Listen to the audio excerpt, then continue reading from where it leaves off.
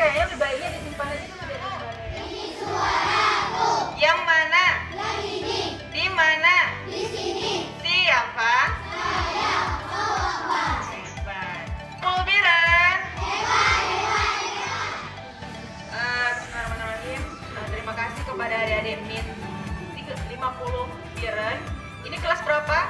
Kelas 4. Pelajaran apa? Museum Kota Juang Biren. Sebelumnya udah pernah ke sini? Ada yang udah, ada yang belum. Yang udah siapa dari sini? Kapan itu kesininya? Oh, waktu TK. Ininya siapa? Kami Tri, bukan?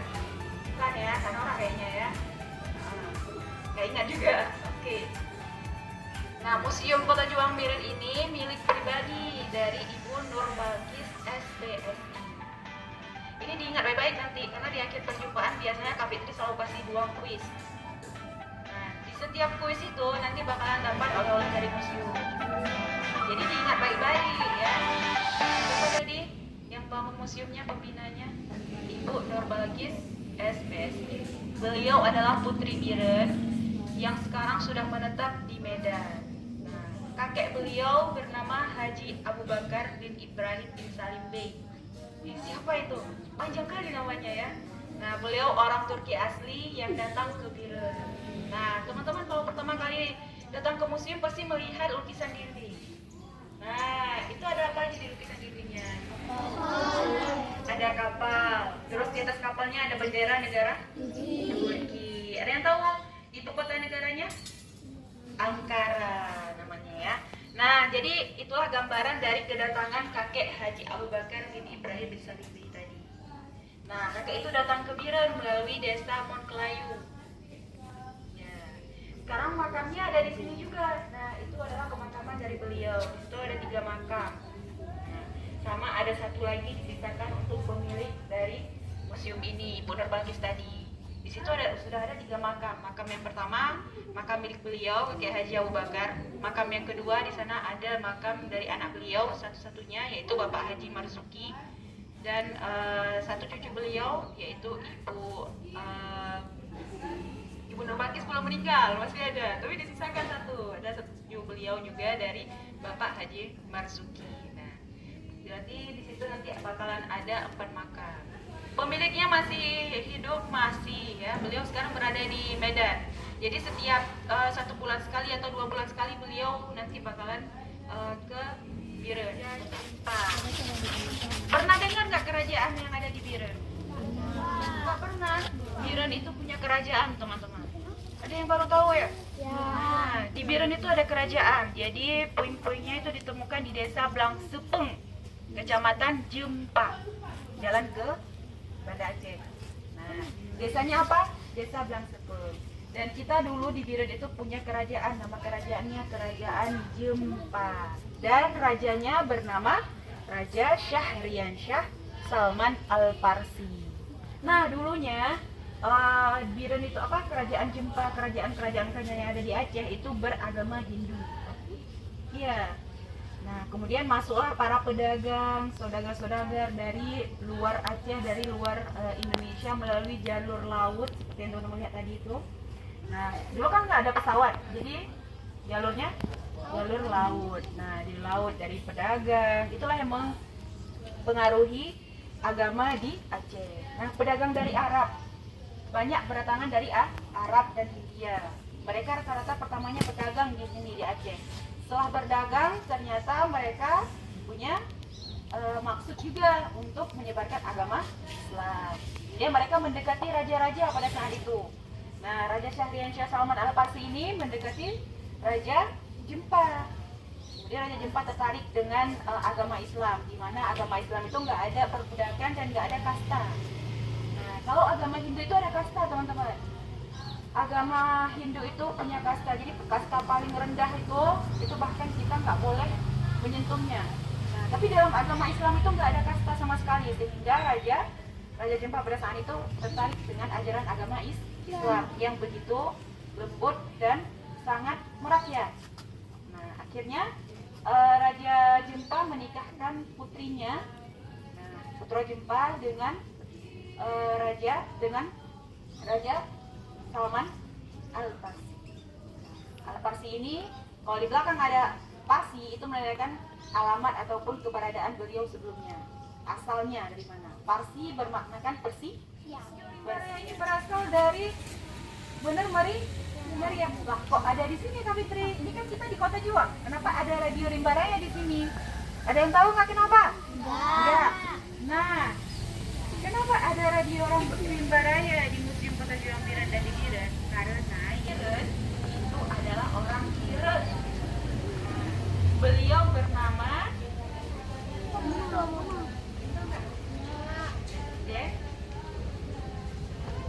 Husein Yusuf. Pernah dengar nggak Kolonel Husein Yusuf? Belum pernah. Radio Rimba Raya, negara lain tuh kebanggaan tahu kalau Indonesia sudah merdeka. Bukan dia udah kalau udah proklamasi itu udah merdeka, Kak Fitri ya? Iya sudah merdeka, tapi yang mengakui hanya orang-orang kita saja, masyarakat Indonesia saja. Tapi orang-orang di luar Indonesia tahu, tidak tahu. Mereka nggak tahu kalau Indonesia ini sudah merdeka, sehingga nah, Kolonel Husein Yusuf mendapat tugas untuk membawa Radio Rimba Raya dari Malaysia menuju Biren, kemudian dari Biren ke Darul, ternyata berfungsi nih. Kemudian baru dibawa ke Banda Aceh. Ternyata sampai di Banda Aceh, rencananya mau disiarkan dari Banda Aceh, tapi nggak jadi karena di Banda Aceh itu menjadi pusatnya orang Belanda, sehingga dari Banda Aceh dibawalah ke Bener Meriah. Sampai di Bener Meriah baru bisa disiarkan setelah beberapa hal yang Maria barulah bisa disiarkan. Dan yang menyiarkan Radio Rimba Raya pertama kali seorang wanita juga, orang Biren juga. Beliau bernama Lenda Umi Salama. Siapa namanya? Nah, Lenda Umi Salama ini adalah istri dari Kolonel Husein Yusuf. Siapa penyiarnya?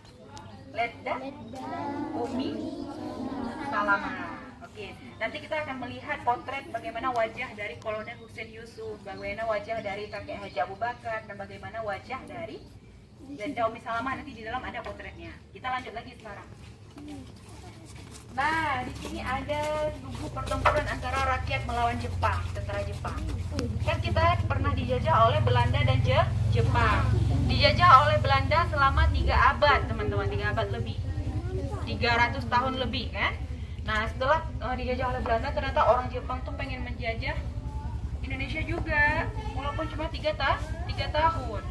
Nah, tentara Jepang membuat posnya di Meligo Biren. Nah, Biren berpisah dengan Aceh Utara tahun berapa? Tahun 1999. Belum pada lahir kan? Belum. Kakak juga belum lahir waktu itu. Oke. Nah, jadi pada saat tentara Jepang ingin datang ke Biren, mereka naik kereta api. Ya, rakyat-rakyat ini nih, seperti pelajar, seperti teman-teman nih, berpikir nih gimana caranya ya membasmi penjajah ini, tapi kita nggak usah berperang sama mereka. Akhirnya rel kereta apinya dicongkel satu-satu. Biar tentara yang naik kereta api terbalik dan mati. Jadi kita nggak perlu lagi pakai senjata-senjataan. Tinggal kayak gitu aja udah mati. Nah, simple. Karena kita udah lama dijajah, teman-teman. Jadi kita nggak mau berpikir capek-capek lagi. Tapi sayangnya di dalam pertempuran itu ada beberapa juga dari rakyat kita yang meninggal. Nah, namanya ditulis di batu ini. Tunku Abdurrahman Menasah Mecam, Tunku Ismail AR Ar-Rahman. Nah, ada beberapa lagi. Nah, jadi di setiap makam pahlawan itu selalu ada yang namanya bambu runcing sebagai tanda perlawanan kita terhadap penjajah. Jadi di makam-makam pahlawan aja. Nanti kapan-kapan teman-teman minta nih pergi sama bunda gurunya ke makam pahlawan, makam Kolonel Husein Yusuf. Ya, Ibu. Nah, selanjutnya kita bakalan melihat makam keluarga yang tadi Kak Fitri bilang. Nah, di sini makam keluarga dari kakek Haji Abu Bakar. Nah, nampak? Nah, boleh berkeliling dulu. Al-Fatihah. Warahmatullah. A'udzu billahi minasy syaithanir rajim. Bismillahirrahmanirrahim.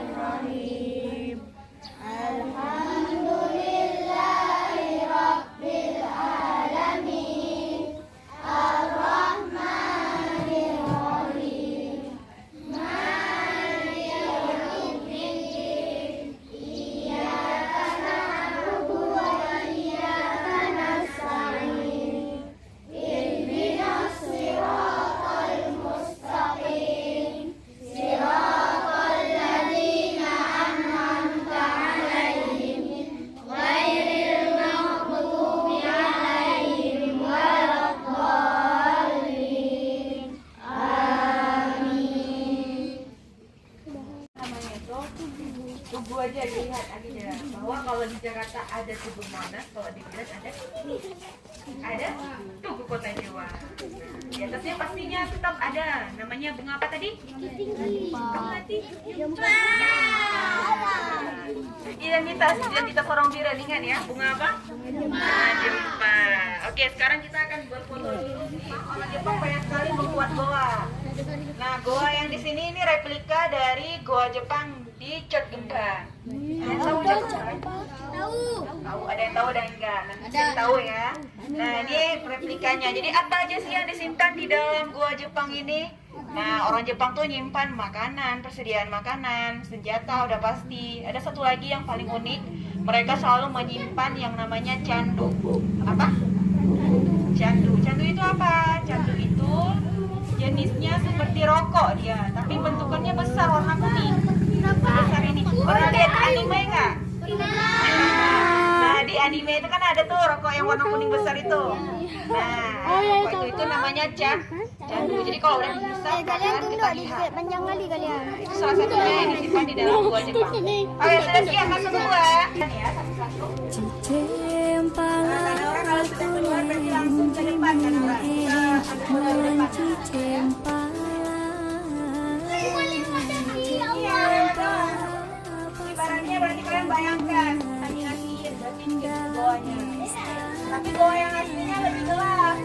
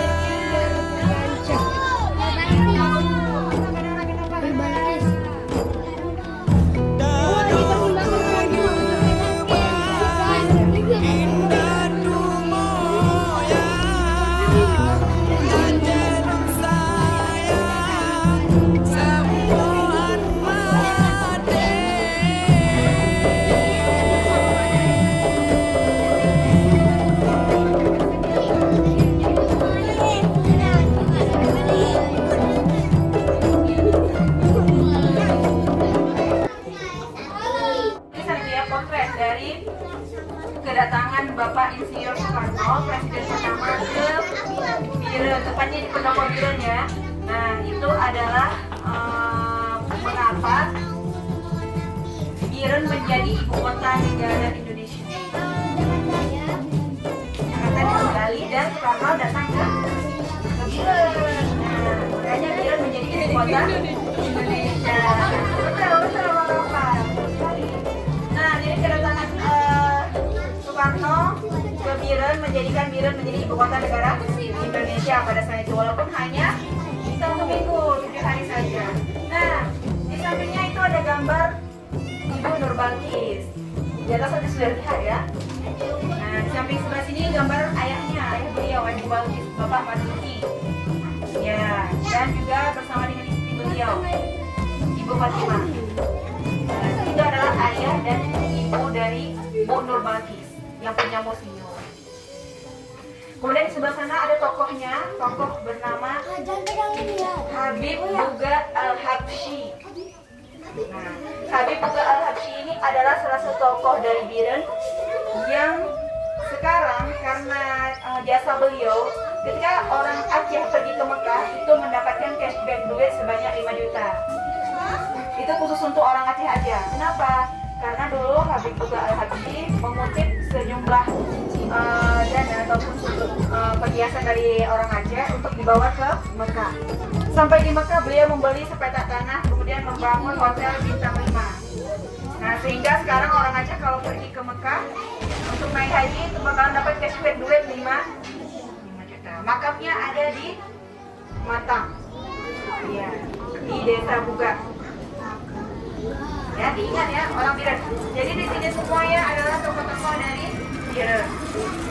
Kemudian lanjut lagi ke sebelah sini, tadi kan kami sudah bilang tuh Lenda Umi Salama, yang mana orangnya? Iya, itu adalah Lenda Umi Salama. Beliau penyiar radio Rimba Raya. Kemudian di sampingnya ada foto juga Kolonel Hussein Yusuf, ya, yang membawa radio Rimba Raya. Itu adalah foto beliau ketika masih muda, sedangkan sudah berumurnya, fotonya ada di sana. Nah, di sana ya pakai kacamata. Nampak tidak? Nah, ini adalah foto beliau ketika sudah berumur. Dan di sini beberapa tokoh-tokoh dari Biren yang itu beliau mendirikan sekolah Islam pertama di Mandang Tumpalua yang sekarang dijadikan kampus Al-Muslim. Nah, di samping ada, beliau bekerja sama dengan Guru Abdul Rahman Nasrallah. Nah, jadi yang salah satu donaturnya juga termasuk Bapak Haji Bakar Ibrahim Salihin. Nah, ini tokoh-tokohnya. Ya, saya Umar Sahini, Sakubat Mahmud.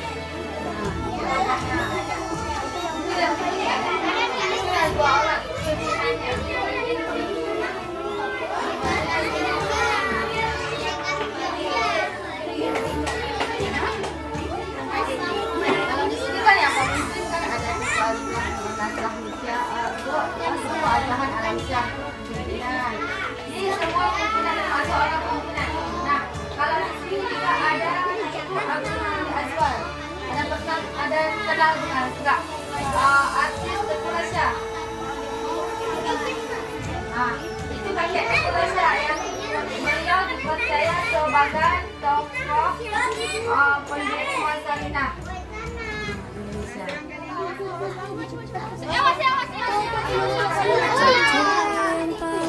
Jadi nanti di situ ada beras. Nah, kalau di sini ada beliau orang yang membawa kapal terbang ini.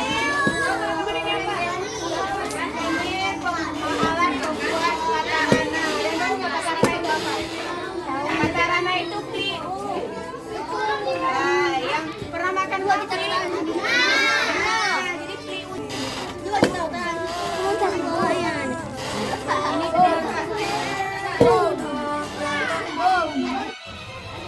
Siapakah nama kakek yang datang dari Turki? Angkat tangan dulu. Itu Naura Bu. Itu Haji Abu Bakar. Sudah. Teton, dijawab lagi. Haji Abu Bakar bin Ibrahim bin Salim Bey. Udah ulang lagi pertanyaannya. Gak boleh nengok ke sana. Itu jurang namanya. Kami udah bisa jawab. Radio di mana ya? Ya. Lain. Ini pertanyaan selanjutnya nih, pertanyaan terakhir. Siapakah nama orang yang membawa radio Rimba Raya dari Malaysia menuju ke Biren? Kolonel. Apa? Masuri.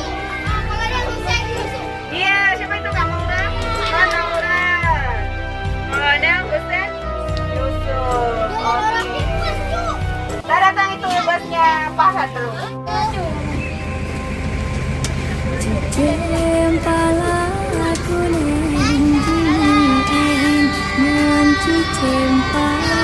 Ada senang. Are you happy?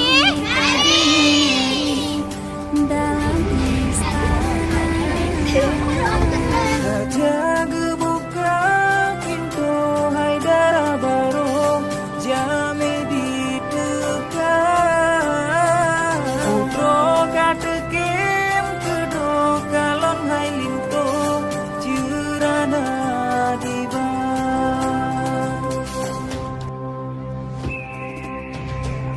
Cicem pala aku neng jimu en nuan cicem pala